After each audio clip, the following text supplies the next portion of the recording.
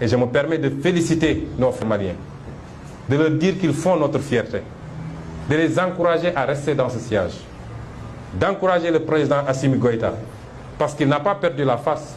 C'est ceux qui voulaient l'humilier qui aujourd'hui sont obligés d'aller à Bamako manger du fognon. Donc il n'a pas à rougir.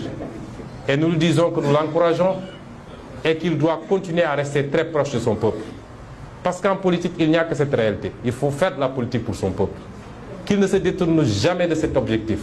Qu'il ne se laisse jamais embrigader dans des discours politiciens où on va lui dire que c'est toi qui es là, tu es le tout-puissant, qu'il reste collé aux intérêts de son peuple.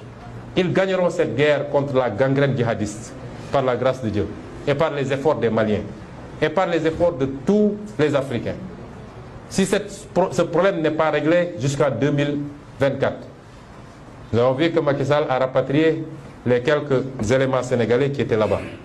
Puisqu'ils n'étaient pas là-bas en tant que Sénégalais, ils étaient là-bas parce que la France lui avait demandé d'amener des troupes. Mais si ce problème n'est pas réglé jusqu'en 2024, si nous sommes élus président de la République, nous dépêcherons des troupes pour soutenir nos frères maliens et en finir avec cette gangrène. Qu'ils tiennent bon et qu'ils restent dans la dignité qu'on connaît.